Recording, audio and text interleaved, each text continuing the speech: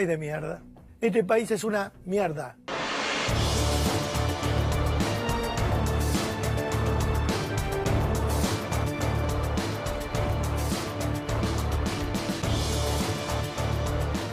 Los que quieren dejar la Argentina, buscar horizontes mejores. Uruguay, por ejemplo. Pensemos, sí, ¿cómo están en ocupación o desocupación en Uruguay? ¿Trabajo se consigue? En este momento, a raíz de la pandemia, hay un 14% de desempleo. Las cifras aumentaron, aunque no tanto como el salto que se vio en la Argentina en los últimos meses. Pegó, saltó un par de números más arriba. Estamos cerca del 19, creo, si no me equivoco. Estamos cerca del 19, creo, si no me equivoco. Hay un 14% de desempleo. Las cifras aumentaron. Tampoco Lorenzetti va a poder entrar a Rafaela, ¿eh? Guarda. Tampoco Lorenzetti va a poder entrar a Rafaela, ¿eh? Guarda. Es un apriete, una suerte de extorsión que están tratando de hacerle a la Corte Suprema. ¿Es viable una democracia que tolera en libertad a semejantes delincuentes? La Corte Suprema no tiene nada para decir. Me voy a permitir hacer un llamado a los miembros de la Corte. Cuidado, que nosotros los que manejamos información judicial conocemos a todos. Y ahora resulta que están todos escandalizados porque pasaron 20 autos por la casa de una persona y le tocaron la bocina. Y ahora resulta que están todos escandalizados porque pasaron 20 autos por la casa de una persona y le tocaron la bocina. ¿Qué tal? Buenas noches. Hace un rato en el programa de Gustavo Silvestre lo escuchaba el doctor Ubeira señalar algo en lo que también podríamos pensar. Este tema de los jueces de la Corte Suprema ha relegado la importancia de 13.470 contagiados que tenemos hoy por el coronavirus. 406 muertes. Ha pasado como un segundo plano. Ha perdido la importancia que tenía cuando moría mucha menos gente y se contagiaba también mucha menos gente. La situación económica es preocupante, todo el tema del dólar también queda relegado por la discusión en torno a Bruglia y Bertuzzi. ¿Quiénes son Bruglia y Bertuzzi? Para obligarnos a estar pendientes de ello y de esta actitud tan llamativa, tan preocupante, tan por afuera de la Constitución de la Corte Suprema de Justicia, si es que termina en la cuestión de fondo fallando, como uno sospecha, otros no. Es una cuestión de optimismo o escepticismo respecto a lo que puede suceder dentro de una semana. Para que todos estemos involucrados en este tema, y usted lo vio en el comienzo del programa, y ahora mismo el primer informe tiene que ser con esto, pero sepa que hay otras dificultades y que quizás sea irrespetuoso con la realidad del país y el sacrificio que están haciendo millones de argentinos, que nos ocupemos de Bruglia, de Bertuzzi y de los intereses de un grupo mediático que quiere gobernar al país a través de los jueces, porque es su herramienta más importante. Esta como una primera reflexión. Después vamos a discutir, hay un lado y otro del mundo, del espectro periodístico, en el que, por ejemplo, en el tema que hace a la discusión por los jueces, algunos se rasgan las vestiduras para que permanezcan en el lugar donde nunca debieron estar. Nunca debieron estar. Y sin embargo se quedaron allí. Y del otro lado, los que pensamos distinto. Vamos a escuchar a unos y a otros, hasta con respeto si se quiere. Hay derecho a pensar como se le ocurra a cualquier periodista siempre y cuando esté pensando por sí mismo y no en nombre de los intereses de alguna empresa que se lleva todo por delante. Ojalá que sea en el nombre propio. Bueno, este es el primer tema inevitablemente. El saludo para el equipo. Empiezo por el profe Romero. ¿Cómo va, profe? ¿Qué tal, Víctor Hugo? Qué parecido a una campaña de desgaste y derribo, ¿no?, que están encarando los grandes medios. Son varios los temas, me parece que hoy lo vamos a estar desarrollando a lo largo del programa. Sí. Sofía Caram. Hola, Víctor Hugo, ¿qué tal? Buenas noches para todo el mundo. Y el fallo, la decisión de la Corte Suprema de Justicia del día de hoy que habilita este per saltum abre varios escenarios, los vamos a analizar en un ratito y vamos a ir a la jurisprudencia. ¿Qué dijo ya la Corte Suprema respecto de los traslados de jueces y juezas y el rol que debe tener el Senado de la Nación? En ese sentido hay una pastilla interesante, le pido al equipo de producción, a Leandro Gabriel, si la encontramos. Rosenkrantz, entrevistado por Pichetto, cuando va al Senado para dar sus declaraciones de principios, dice claramente que el Senado tiene que participar en la designación de los jueces. Lo vamos a tener casi seguramente, y saludo a Fernando Borroni. Buenas noches, Víctor Hugo. Quiero preguntarme qué democracia tenemos, ¿no? ¿Qué democracia tenemos? Parece que tenemos una democracia de forma. El fondo de la democracia quedará para los libros que nos explicaron que tiene que ver con el gobierno el pueblo gobernando a través de sus representantes. Parece que no es así. No es parte del informe con el que vamos a abrir el juego en el tema que hace a los jueces Bruglia, Bertuzzi y Castelli, pero es lo que le decía recién. Verá usted a Rosenkrantz hablando con Pichetto. Pichetto le pregunta, bueno, ¿qué idea tiene usted respecto a la designación de jueces y demás? Si usted escucha bien a Rosenkrantz, se dará cuenta de la enorme hipocresía que ha tenido en estas horas y la que puede llegar a tener con el fallo de fondo. ¿Cuál es su opinión respecto al encuadre constitucional y al rol del Senado en la designación de los jueces de la Corte, doctor Rosenkrantz? Yo creo que nadie puede aspirar a ser juez de la Corte Suprema de Justicia de la Nación sin el acuerdo del Senado. Yo creo que nadie puede aspirar a ser juez de la Corte Suprema de Justicia de la Nación sin el acuerdo del Senado. Esto lo hace increíble al personaje Rosenkrantz, que es el hombre que está moviendo todo a nombre de las corporaciones y particularmente del grupo Clarín. Nunca hay que olvidar que Rosenkrantz es un hombre que había trabajado mucho, pero mucho para Clarín y que cuando lo designan a dedo a la Corte Suprema borra su historia. Él era consciente de que es un hombre que va nada menos que a la Corte Suprema, que se supone la Corte de todo el pueblo, a representar los intereses corporativos. Estaba cumpliendo Rosenkrantz en ese momento con el artículo 99, inciso 4 de la Constitución Nacional, que implica este proceso constitucional justamente para la aprobación de pliegos de jueces y juezas. La discusión aquí es si también es necesario esto para los traslados. Claro, y además para traslados que tal vez impliquen diferentes competencias y diferentes jurisdicciones y jerarquías. Esa es la discusión técnica de fondo que es la que se va a venir. El punto de partida para la discusión que vamos a tener en nuestra mesa es este informe especial y que ya de antemano me hace sentir orgulloso de todo el equipo de producción. ¿Qué pasó en Rafaela? Donde vive uno de los integrantes de la Corte Suprema de Justicia, Ricardo Lorenzetti, un grupo de personas ya no es aislado. Fueron de esta manera a escracharlo. A la puerta de la casa. La sociedad los va a sancionar. Tampoco Lorenzetti va a poder entrar a Rafaela, ¿eh? Guarda. Tampoco Lorenzetti va a poder entrar a Rafaela, ¿eh? Guarda. Para Clarín esto no fue un escrache, ¿te diste cuenta? No fue un escrache, fue una protesta. Pleno apriete, porque tendrán que resolver el caso de 3 jueces que cuando Macri era presidente de la Nación fueron seleccionados a dedo y trasladados. Bruglia, Bertuzzi y Castelli. Es un apriete, una suerte de extorsión que están tratando de hacerle a la Corte Suprema. Los términos extorsivos han sido claramente explicados por la oposición. Me imagino que si la Corte quiere seguir siendo la Corte Suprema de Justicia de la Nación Argentina, tiene un solo camino. Acá hay una Corte Suprema de Justicia de la Nación que está en su casa, que no se mueve y que no se hace cargo. Bueno, será la Corte la que tiene que poner las cosas en su lugar y para eso hay que jugarse, no hay excusas. Lo que se está esperando de la Corte es que proteja a los jueces independientes que están debajo de ella. Ha sido claramente explicado por la oposición, por la jefa del partido opositor. La Corte también sabe que Juntos por el Cambio es la garantía de que no va a haber cambios en la Corte Suprema de Justicia. La justicia, la gente necesita sentirla cerca. Nosotros no vamos a estar detrás de ustedes presionando. Nosotros tenemos la llave para el nombramiento de jueces de la Corte Suprema de Justicia o no. Extorsionando, apretando. Para nosotros eso no existe. Nosotros somos esa garantía y ellos lo saben también. Y por los periodistas, ¿no? ¿Se va a animar la Corte Suprema a definir esta cuestión tan grave? La Corte Suprema, que debería ser una institución, pero recontra prestigiosa y que lamentablemente va dejando de serlo. Hace varias semanas que la Corte Suprema de Justicia está diciendo que va a tratar este tema y no lo trata. ¿Es viable una democracia que tolera en libertad a semejantes delincuentes? ¿La Corte Suprema no tiene nada para decir? Parece que el único que tiene ganas de trabajar en la Corte Suprema es su presidente Carlos Rosenkrantz. El resto, si puede, se hace el distraído.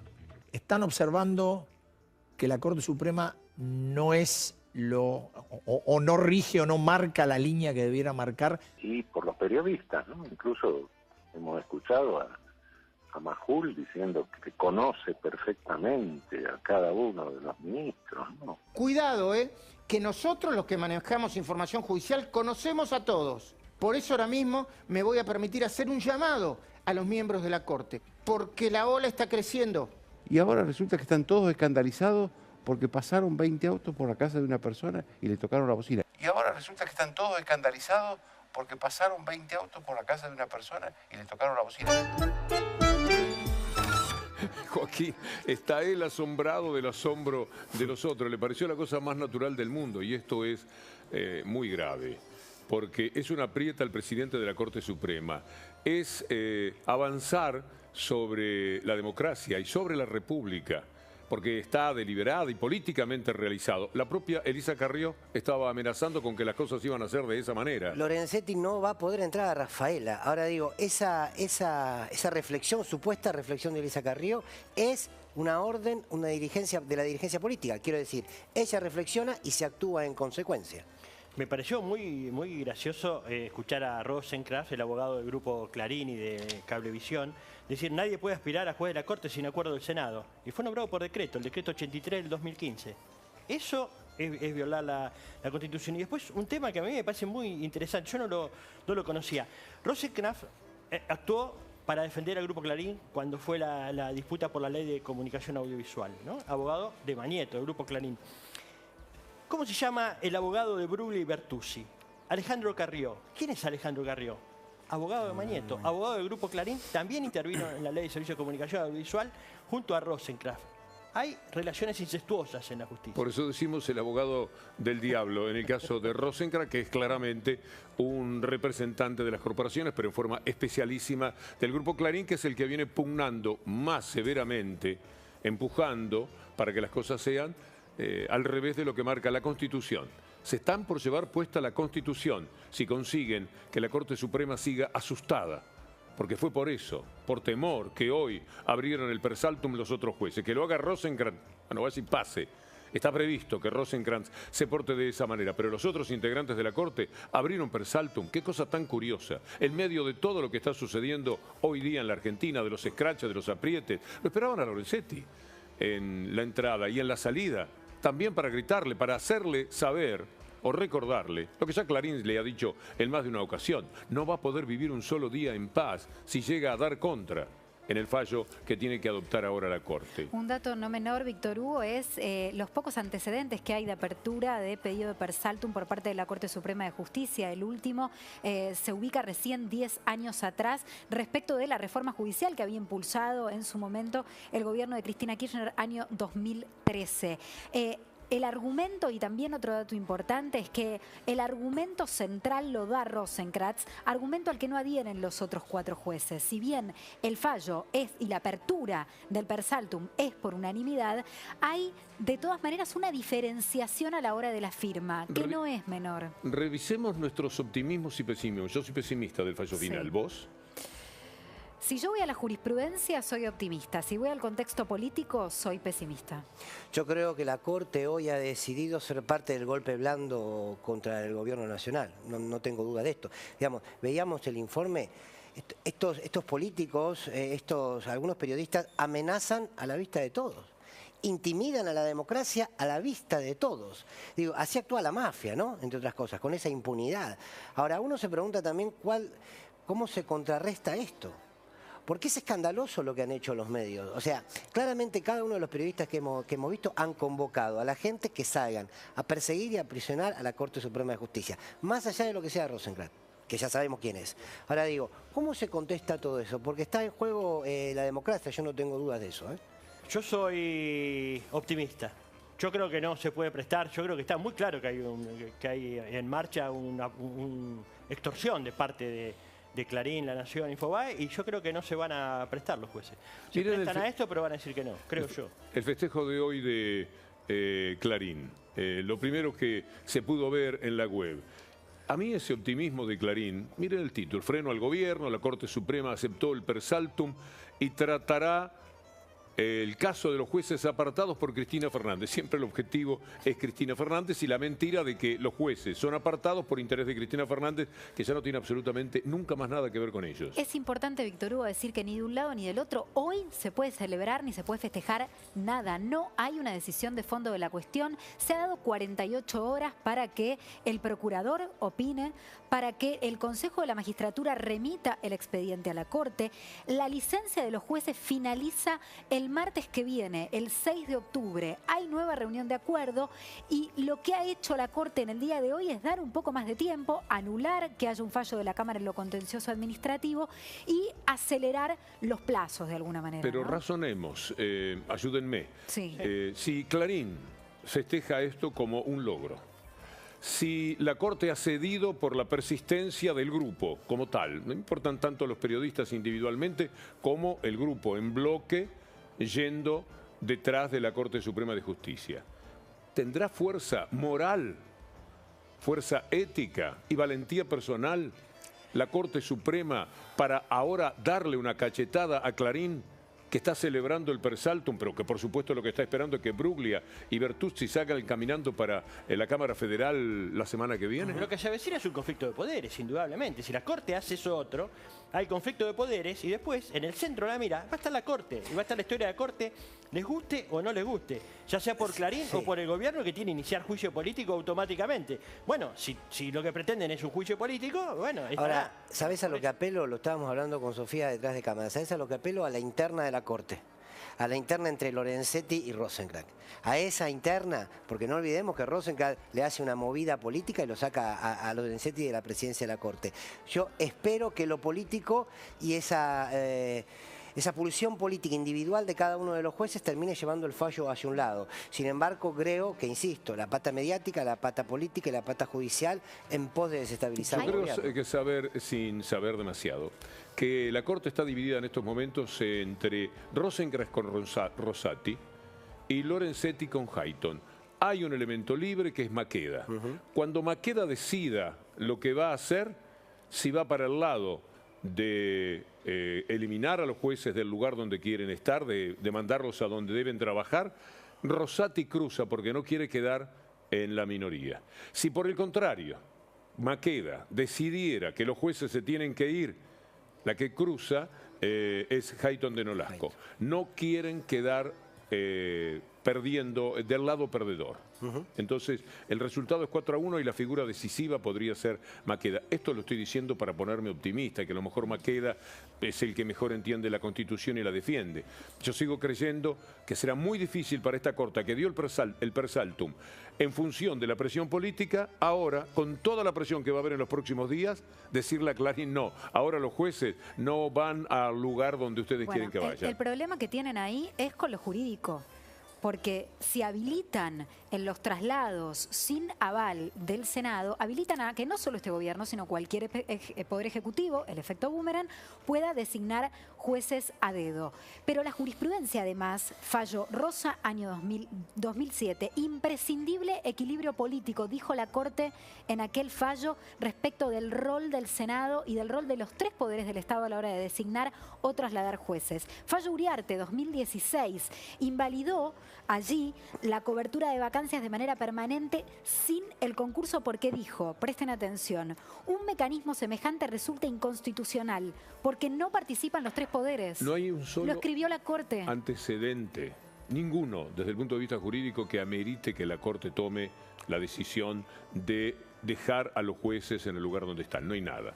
Ni siquiera las famosas acordadas 4 y 7, que están filosóficamente por afuera de esto, pero que además, como bien decía hoy el doctor Darío Villarroel, no son fallos de la Corte, son puntos de vista que no tienen el valor del fallo. Pero, perdón, Víctor Hugo, en una de esas acordadas, la Corte dice expresamente, para la misma función y la misma jerarquía, no tiene la misma función y no tiene la misma jerarquía un juez de Cámara que un juez de un tribunal oral. Hacen cosas completamente distintas. ¿Les importa todo esto? Quiero No. decir, ¿les importa la jurisprudencia? Que hace muy bien en detallarlo, ¿les importa? Lo escuchábamos recién a Rosenkrantz diciendo que no se podía nombrar a nadie si no era a través del Senado y ahora precisamente se encamina a hacer lo lo contrario. Entonces, esto que detalla muy bien Sofía, evidencia que estamos frente a, más que a una responsabilidad en términos democráticos, institucionales, estamos en una pulseada exclusivamente política. Porque además ellos están desesperándose poco a poco en la medida en que se van cayendo las causas que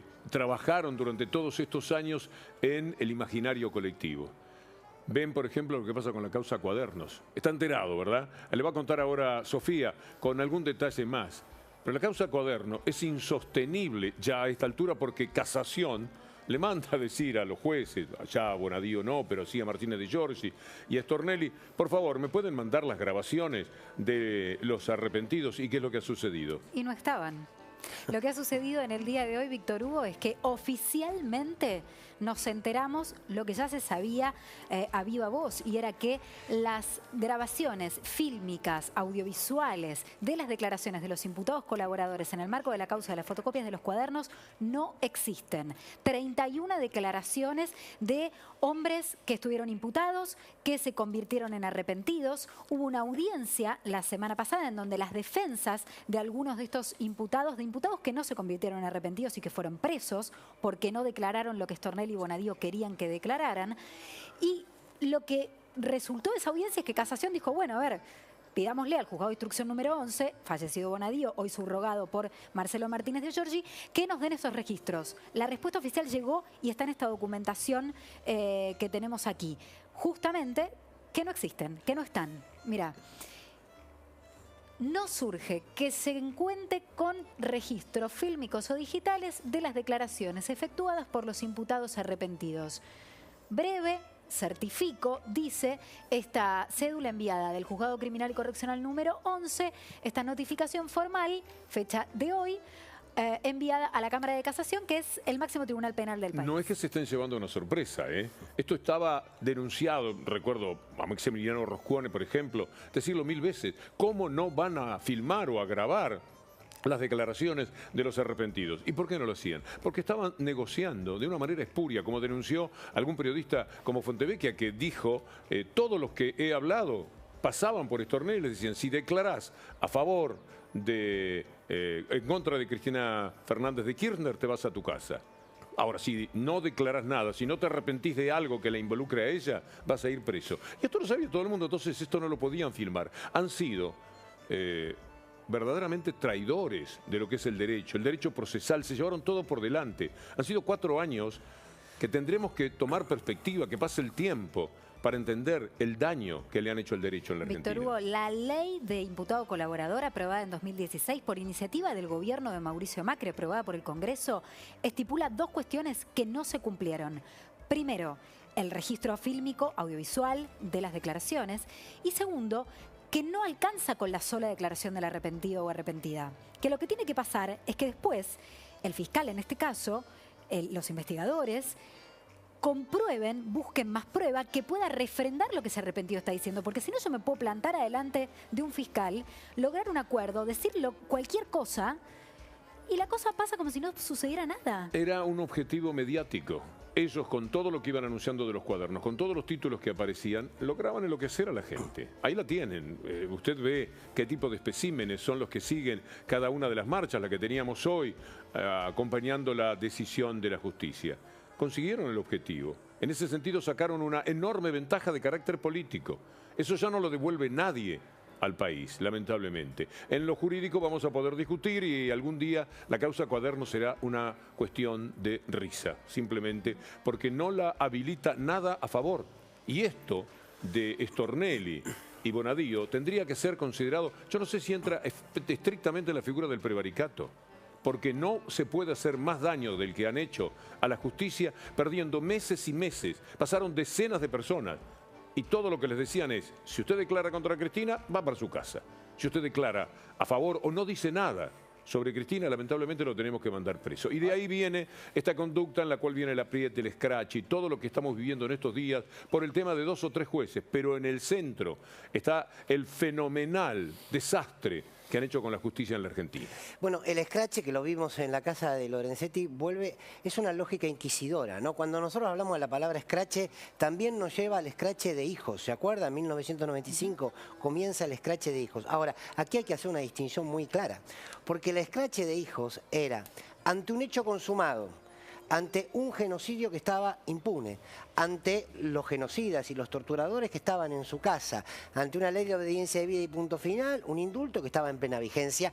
Ahí salen hijos, se organizan y le van a decir a la sociedad, mire, ahí en esta casa vive un torturador, en aquella otra casa vive un genocida. Ese escrache, que así se llamó, lo que buscaba era justicia, lo que buscaba era precisamente fortalecer una democracia. No se podía vivir en una sociedad que se pretenda justa cuando los responsables de un genocidio estaban impunes en su casa.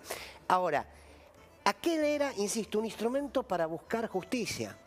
Aquí lo que tenemos es un instrumento que persigue, pero no a partir de un hecho, sino para crear un hecho determinado. O sea, te voy a buscar a la puerta de tu casa, te presiono, te condiciono para que generes un hecho determinado y que ese hecho, por cierto, responda a los intereses, en este caso de Clarín y de algunos jueces. Esta diferencia no es menor, porque es una lógica inquisidora que estamos viviendo y es una manera de hacer política. Se está haciendo política en la Argentina de esta manera, con el apriete, yéndote a buscar a la puerta de tu casa, y no para tener una sociedad justa, sino para tener una sociedad como pocos o gobernados por pocos, ¿no? Ese final de Joaquín Morales Solá, al que nombro, a veces algunos periodistas, a mí no me interesa demasiado la pelea entre nosotros. Siempre me permito decir, somos hojitas en el viento. Lo que importa son los poderes que hay detrás.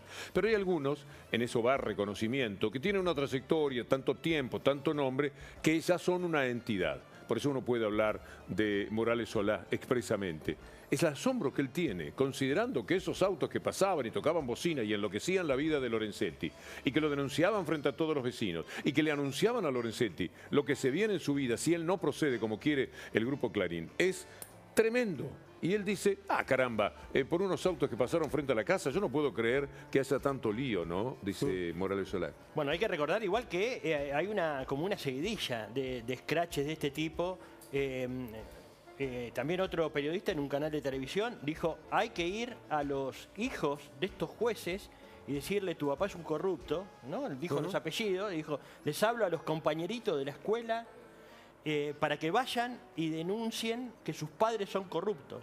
Y eran jueces que tenían que fallar en algunos casos y que aparentemente no iban a fallar como quería el poder real, ¿no? El escrache, Gil Carboso soportó todos los embates de Clarín y del PRO hasta que ya estaban comprometiendo a su familia. Las amenazas tenían que ver con eso. Y hay cosas que no se pueden resistir humanamente.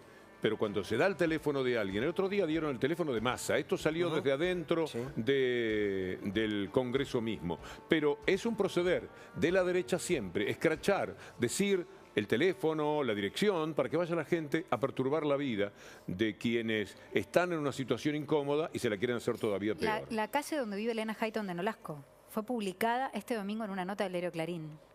Este domingo. Y de ahí viene el país que ellos construyen, inventan, fabrican de una manera muy especial. Este es un país donde no se puede vivir. País inviable, miserable. Estoy usando palabras de otros, de los comunicadores que están en el grupo. Es todo eso en la Argentina. País, no utilizo palabras cuya fealdad no se pueden poner al lado de la Argentina, no se pueden, por respeto a todos nosotros, no se pueden decir, pero las cosas que se señalan son gravísimas. En nombre de que ahora ese gobierno al que quieren destituir, lo desestabilizan todos los días. Por estar ese gobierno, el país no se puede vivir. Se podía vivir hasta el año pasado, cuando cerraban las fábricas, cuando quedaban miles de trabajadores afuera del circuito, cuando se les retiraba beneficios a los jubilados, cuando se les retiraba también beneficios a las personas con discapacidad, cuando se tomaba una deuda que vamos a estar años y años pagándola, cuando se entregaba la soberanía de rodillas ante el Reino Unido por el tema Malvinas. En todo ese tiempo la Argentina era una maravilla. Le mostramos la semana pasada. La campaña de Clarín entonces era cuánta dignidad tienen aquellas personas que son capaces de comer en la basura, sin protestar y sin armar lío. Hay que tener dignidad para eso. Era el juego que jugaban y era maravilloso tener que vivir en 30 metros cuadrados y era formidable tomar vacaciones con el vecino de enfrente para poder pagar menos en las vacaciones. Era bueno comer tierra. Daba salud, provocaba salud comer tierra. Todos esos inventos que servían para que funcionara de alguna manera en forma contemplativa la relación entre la gente y aquel gobierno en el apogeo del neoliberalismo. Ahora hay otro gobierno y entonces el país se los presentamos de esta manera. Un país de mierda. Este país es una mierda. Argentina es inviable. Es inviable. Es insostenible. ¿Cómo somos? ¿En Argentina decís Sí, vos? claro. Los argentinos. Los argentinos. Individualistas, inmaduros, caprichosos, calentones, facciosos, soberbios, agresivos. Estaba pensando que tendremos alguna cosa positiva, algo cariñoso, no sé. Argentina ha entrado en un proceso de degradación permanente. La degradación de los valores, ya ni el mérito se salva en la Argentina.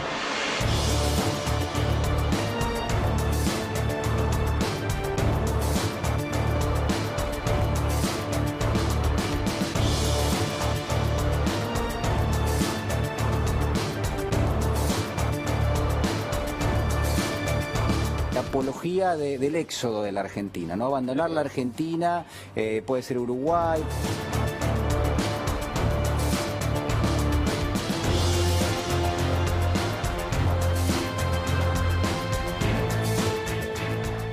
Sueño con un país más parecido a Suecia o a Uruguay que a nuestra Argentina actual. Los que quieren dejar la Argentina, buscar horizontes mejor. Uruguay, por ejemplo. Pensemos, ¿cómo están en ocupación o desocupación en Uruguay? ¿Trabajo se consigue? En este momento, a raíz de la pandemia, hay un 14% de desempleo. Las cifras aumentaron, aunque no tanto como el salto que se vio en la Argentina en los últimos meses. Argentina pegó, saltó un par de números más arriba. Estamos cerca del 19, creo, si no me equivoco. Estamos cerca del 19, creo, si no me equivoco. Hay un 14% de desempleo. Las cifras aumentaron. 150 pesos uruguayos el café con medialunas. Esto es $3. Y sería... Y acá serían ¿Por cuánto lo hago? 450 pesos. Me parece que es más barato en Buenos Aires, ¿eh? Claro. Argentina es más barata en eso. Me sumo a tu fantasía, ¿eh? Sí. Parecerme a Suecia en casi una quimera, o si no Uruguay, que estamos acá nomás. Ya que somos hermanos de un lado y del otro, un asado, kilo de carne más o menos, ¿tenés idea en cuánto anda? Kilo de vacío, aproximadamente $6. Está muy arriba. ¿Uruguay, la tierra prometida? Es una pregunta, pero parece ser el destino deseado, Joaquín. ¿Y el litro de nafta cuánto cuesta más o menos? El litro de nafta está alrededor del $1,50.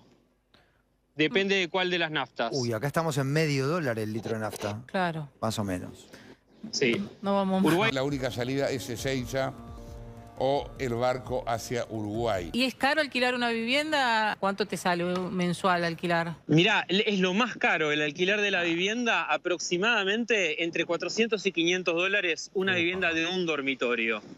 Ah, sí, es caro. Yo me identifico más con el Uruguay y no con la Argentina. ¿Y con inseguridad cómo vienen? ¿Está arriba de preocupaciones o no? La inseguridad era una de las principales preocupaciones acá en Montevideo. Con la tranquilidad que se vive en Uruguay. El combo uruguayo, ¿no? La situación de la seguridad. Calles seguras hacen de Uruguay un combo perfecto. La inseguridad era una de las principales preocupaciones acá en Montevideo. La pandemia lógicamente desplazó la preocupación por la inseguridad y hoy la principal preocupación de los uruguayos es el trabajo. Sí. No vamos más. Uruguay.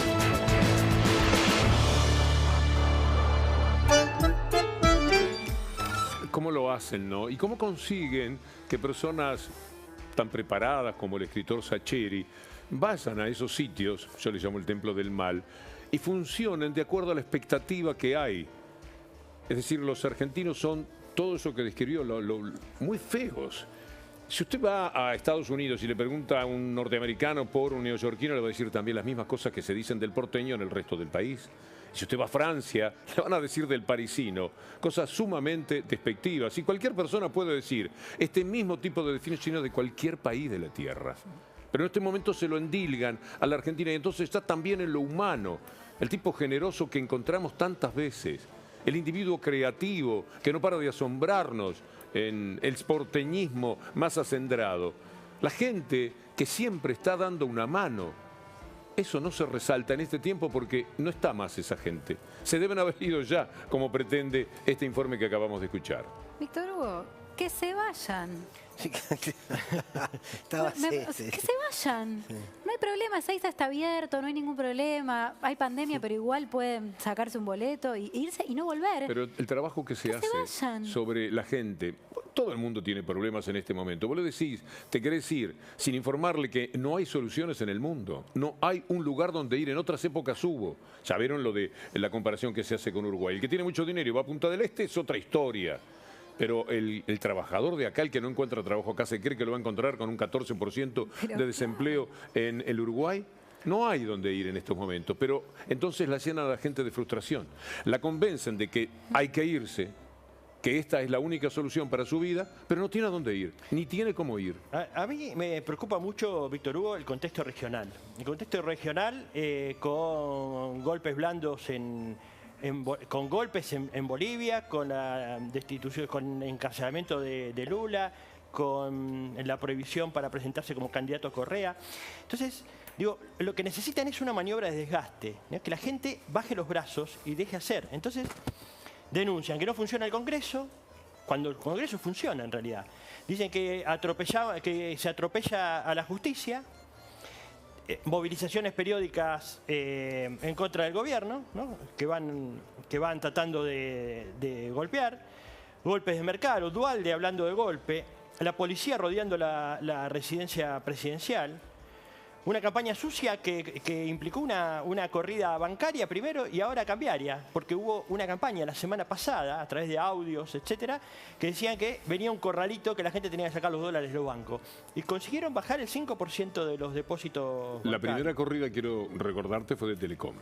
La armó Telecom, claro. Es decir, intencionadamente el grupo Clarín viene a ser hoy día Telecom. Trabajan en todos los sentidos, trabajan contra la moneda, trabajan contra la moral de la gente, trabajan para que la Constitución sea un mal recuerdo, para que el funcionamiento del Congreso también sea señalado como un verdadero desastre, y poco a poco van horadando y generando un clima que frente a una crisis fuerte, que Dios quiera no venga, en determinado momento actúa como un disparador todo esto que han conseguido para ver si pueden voltear un gobierno. Son destituyentes, de eso no cabe duda. Bueno, esto que decías vos, Víctor Hugo y Javier, es la descripción de lo que es un golpe blando.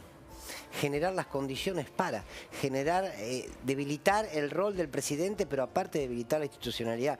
Me preguntaba cuando escuchaba a uno de los periodistas hablar que decía, se está viviendo un proceso de degradación de valores en la Argentina.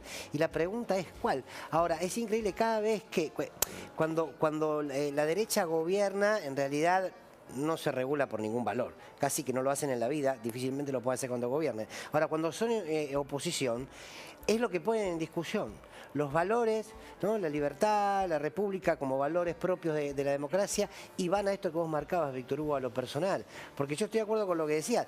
A ver, lo que hace Sachir es una descripción del ser humano todo. O sea, donde estés, acá o en la China, digamos. Si querés encontrar, qué sé yo. Pero solo las partes negativas, no habla de las partes positivas. En este momento juega a favor de ese discurso. Exacto, claro. Es funcional ese discurso. Posiblemente no se haya dado cuenta. Es un hombre muy ilustrado, un gran escritor, pero qué tristeza te da. Porque los que juegan claramente para ese sistema de valores, bueno, que vivan su vida, pero que consigan que una persona que justamente lo que analiza son las emociones de la gente para poder hacer sus libros, pueda referirse de esta manera a todo lo espantoso que es el ser humano en la Argentina. A mí me duele específicamente además por el personaje en cuestión. ¿Saben de qué me estaba acordando? De los festejos por el Bicentenario. ¿Se acuerdan del espíritu y cuando todo el mundo salió a la calle? De golpe, lo que venía pasando en los medios de comunicación, en las redes sociales, fue como, ¿qué pasó? ¿Y dónde estaba toda esta gente? ¿Dónde estaba todo este orgullo y todo este sentimiento nacional y de solidaridad y de querer salir a celebrar los 200 años de la patria? Digo, me parece que hay una construcción de sentido de los gobiernos que intentan redistribuir un poco más la riqueza en nuestro país tan desigual todavía, que tiene que ver con ese orgullo, que tiene que ver con el querer la propia patria. Obviamente, horadar eso es el proyecto político. Decirle a la gente que hay 3.600.000 trabajadores que están sin empleo es jugar a eso. Y es cierto. Entonces, esta es la media verdad bien utilizada. ¿Cuánto aumentó de un trimestre de 2019 a ahora la desocupación? 0,1%. 0,1%. Con la pandemia. Es decir, que el macrismo tenía al país con 0,1% más de empleo sin pandemia. No tiene comparación. Pero además les camotean a la gente datos que vamos a recorrer con ustedes ahora mismo. Pongan el de los que habíamos pensado, el que ustedes digan, Leandro, y los vamos analizando para que se vea. La tapa de Clarín, por ejemplo, empecemos por eso, por los 3.600.000 que no tienen trabajo. Ahí está.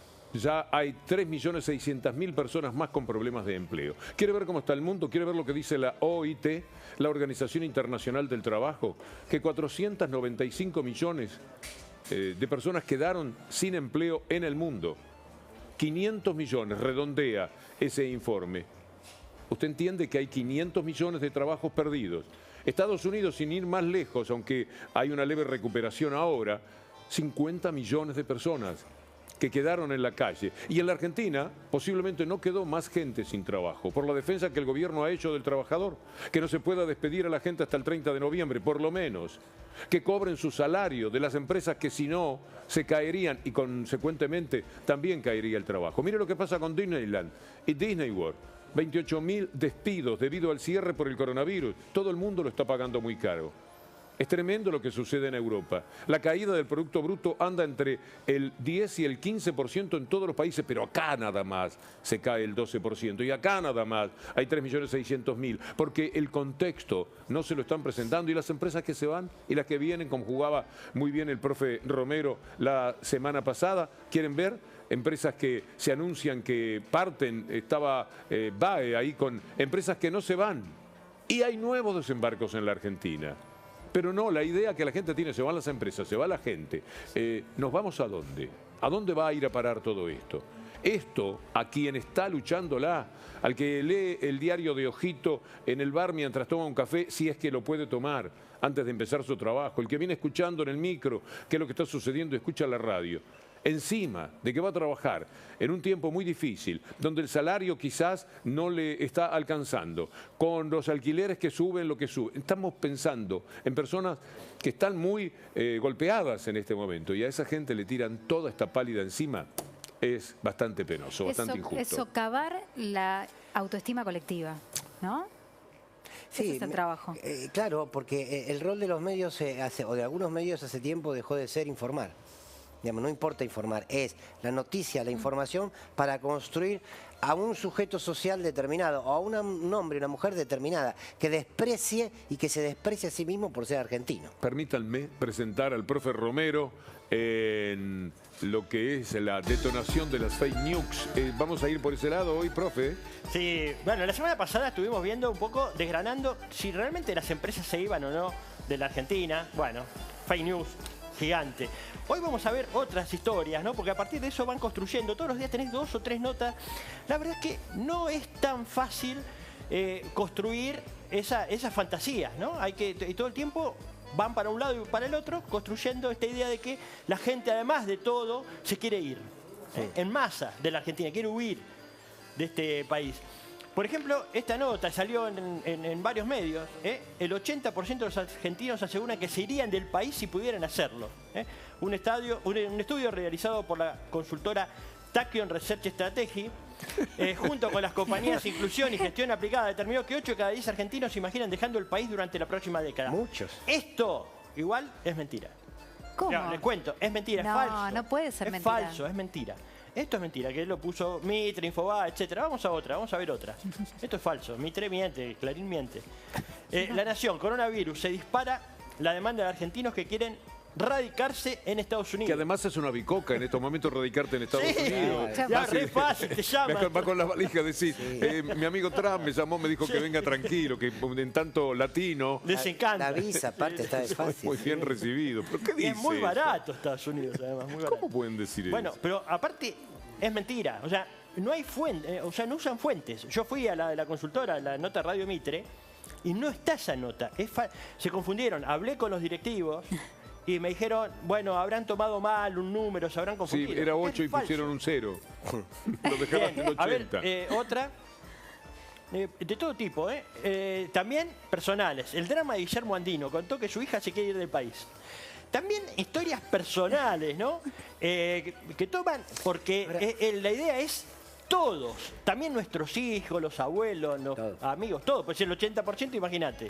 8 de cada 10, no sé. Acá no sé cuántos somos. Hay solamente 2 nos queremos quedar en la Argentina. A ver, vamos a ver alguna otra. ¿Qué país europeo les ofrece a los argentinos visas para viajar? O sea que, acá está el instructivo. Están pasando datos. Desde allí en forma remota. Es Georgia. Una agencia de turismo. Es Georgia. No sé cómo, no sé cuántos argentinos aprendieron a hablar georgiano para poder ir allá. ¿En serio? Sí, Georgia. Es Georgia. Y esta también, esta es genial. Vivir en Arabia Saudita son argentinos. Acá se aprende a respetar al prójimo. Sobre todo la mujer. Sobre todo la mujer, claro. ¿No? Muy bien. Siempre y cuando, digamos, respete, ¿no? Las chicas estamos re contentas en Arabia Saudita. Por ejemplo, no podés usar mostrar el hombro si sos mujer o usar una pollera corta. Si tomas alcohol, solamente te pueden dar latigazos, te pueden meter preso y te pueden deportar. No, si tomás alcohol. Y cuidado que si sos un periodista que se llega a dar contra, aunque vivas en Estados Unidos, te cortan en pedacitos. Claro. Bueno. Y te diluyen en algún alcohol especial, te evaporan por completo. Un respeto por el prójimo. Sí, ahí está el gobierno. Es verdad lo que acaba de decir. Es una monarquía, Sí. claro. Sí, es una monarquía. Vos sabés que fui a buscar, el periodista del que habla es Jamal Khashoggi. Sí, claro, Khashoggi. Periodista árabe, crítico del régimen, de la monarquía saudí, que se tuvo que ir exiliado, ese sí que se tuvo que ir. Pero cuando quiso hacer un trámite para casarse, fue a la embajada a Estambul. Bueno, lo asesinaron y lo cortaron en pedacitos y lo hicieron desaparecer como cuenta él. No sabía que tenías este material. Es insólito que un diario de aquí se permita titular eso. Dice que ahí hay respeto por el prójimo, es una cosa rara. Fíjate. Y acá no hay respeto por No, acá no, acá es peor es un que desastre. acá es mucho peor. Acá son orgullosos, Fíjate, feos, malos. Este es el informe de Amnesty, dice las autoridades de este año, del 2019. Las autoridades incrementaron la represión del derecho a la libertad de expresión, asociación y reunión. Bueno, te cortan La Nación dice que eso es respeto, para ello es respeto. Bueno, te cortan en pedacitos, pero con cuidado, pero con onda. Y con a ver, ponémelo de nuevo, por favor. Perdóname, Lean. El anterior, el que dice acosaron. Perdón, Bien, Arabia Saudí, informe 2019, lo pueden buscar, Lo pueden buscar, Represión al derecho a la libertad de expresión, asociación y reunión. Nada contra Arabia Saudita ni con ninguno de los países. El tema es que usan cualquier cosa por tal de fomentar el desastre. Mirá eso. Dijimos, incrementaron la represión, derecho a la libertad de expresión, asociación y reunión. Acosaron, detuvieron arbitrariamente y procesaron a decenas de personas críticas con el gobierno, defensores de derechos humanos, entre los que había activistas de los derechos de las mujeres, miembros de la minoría chií y familiares de activistas. Divino. Eso es respeto. Acá nos enseñaron a respetar. A ver, la última. A ver. Ahora vamos a ver esa consulta de Taquión. El 80% se quiere ir. Sí. Yo los invito a que lo busquen en internet ahora. Búsquenlo a ver si encuentran el dato. Hay que trabajar de ciudadano. Yo no lo encontré, pero nosotros mandamos al autor Maslin a la calle a preguntarle, porque si 8 cada 10 se quiere ir, es muy fácil encontrar a los que se quieren ir. Ponés el micrófono y los encontrás. A ver, Lautaro, ¿qué pasó? 8 de cada 10 argentinos dicen que se irían del país si tuvieran las condiciones para hacerlo. ¿Se van a ir del país para trabajar en qué? Acá no harían los trabajos que pueden llegar a hacer en otros países. ¿Usted se iría a vivir afuera? No, yo apuesto a mi país, además ahora más que nunca. ¿Irías a vivir afuera? En este momento no. Bueno, ya tenemos los 2 que no se irían, falta encontrar los 8 que se irían. Claro, sí, fíjate. Hay noticias que dicen que 8 argentinos de cada 10 se irían a vivir afuera. ¿Usted se iría a vivir afuera? ¿Le parece exagerado 8 de cada 10? Es un loco lo que dijo y escribió eso. ¿Usted estaría dentro de esos 8? No. ¿Vos te irías? Ahora en este momento no. ¿Vos te irías del país? Sí, mire. ¿Te irías a Uruguay, por ejemplo? Sí, me iría a Uruguay. ¿A Montevideo te irías? Sí, también. Sí. ¿Cómo tomaste que Carolina Cose, la nueva intendenta de Montevideo, haya venido del Partido Comunista? No te... ¿Te irías? Tachamos Montevideo entonces. Sí. Pero te irías del país. Me iría del país, sí, porque veo que tendría mejores condiciones para desarrollarme y conseguir trabajo y esas cosas. Actualmente tengo trabajo acá. ¿No estás conforme con tu trabajo? No, sí, estoy conforme. ¿Y a dónde te irías si tuvieses que elegir? ¿A Uruguay, por ejemplo? Sí, creo que también hay como una romantización de Uruguay que habría que ver Está un poco qué tan exagerado. así es, ¿no? Vivir en Arabia Saudita, son argentinos y estos argentinos dicen, acá se aprende a respetar al prójimo. ¿Crees que se respeta mucho al prójimo en Arabia Saudita? La verdad no sé cómo es en Arabia Saudita, pero creo que en cualquier país depende de los valores de cada uno, no del país. ¿Y de cómo es tratada la mujer en Arabia Saudita? No, bueno, nada, en ese sentido nada que ver acá, obviamente estamos mucho más adelante que ellos. Otra de La Nación, coronavirus, se dispara la demanda de argentinos que quieren radicarse en Estados Unidos. No, me quedo acá. No sería su caso. No, como en mi país no hay. ¿5N? Sí. ¿Bailín acá? Sí. Ay, que parece otro, mira. 8 de cada 10 argentinos dicen que se irían del país si tuvieran las condiciones para hacerlo. ¿Te irías del país? ¿No? No. Las condiciones en el mundo son a veces peores que las que están acá. Esto es una pandemia global. Coronavirus, se dispara la demanda de argentinos que quieren radicarse en Estados Unidos. No sería tu caso. No. ¿Por qué los jóvenes argentinos se quieren ir del país? No sería tu caso. No. ¿Cómo tramitar la ciudadanía italiana? ¿Te interesa? No. No. ¿Vivir en Arabia Saudita? ¿Acá se aprende a menos. respetar al prójimo? No. ¿Qué país europeo les ofrece a los argentinos visas para viajar, radicarse y trabajar desde allí en forma remota? No. Nada. Nada. Bueno, muchas gracias. No, por favor. Gracias. Explotan la bronca porque cuando uno encuentra a la gente normal no hay chance. Había una chica que tiene trabajo, que está bien, que es joven, que está en su país, que está en su familia, etcétera, y lo mismo, el trabajito que le han hecho la lleva a decir sí, me gustaría irme, salvo que sea por lo que todos los jóvenes alguna vez soñamos con correr mundo. Esto está en la tapa del libro de cada persona o de muchas por lo menos, pero no en función de cómo están las cosas en el país y pensando que saliendo de aquí les van a abrazar y les van a dar trabajo, etcétera. Profe, vamos a tener que demoler, hacer detonar estas mentiras. Es inevitable Tengo porque miedo. son todas mentiras, son todas fake news. Infobae miente, La Nación miente, Clarín miente. Bueno. Qué momento, qué momento. Atención, acuérdense, cuando llego esto acá, que para detonar, por acá salen ondas. 4, 5, dale, profe, rápido. 2. Ahí va, Ya. No, profe. ¿No llegué? Pero casi. Lo ve venir, la ve venir la explosión. Bueno, esto es lo que pasa con la fake news. Venga, profe, póngase cómodo para el cierre del programa que hemos desarrollado con tanto gusto. Esta es una herramienta más que tenemos, por lo menos para que usted tenga otra versión de los hechos. No tiene por qué creernos a nosotros, nunca lo haga. Pero de todo lo que le dicen, trate de hacer una compulsa y, como dijo el profe, trabaje de ciudadano y usted mismo sobre las noticias busque ciertas verdades. Nos vamos, señora. Nos vamos entonces hasta el martes que viene. Mi querido Fernando Borroni. Ojalá nos podamos plantear qué democracia tenemos. Creo que tenemos mucho para madurar. ¿Qué democracia tenemos? Qué atacada, qué agredida que está esa democracia, qué opacada. Profe, nos vamos. Nos vamos, nosotros nos quedamos acá en Argentina. Está muy bien. Es verdad. Y los que están mal siempre se permiten la esperanza de estar mejor. Muchas veces ocurrió con la Argentina. Sabemos del 2001.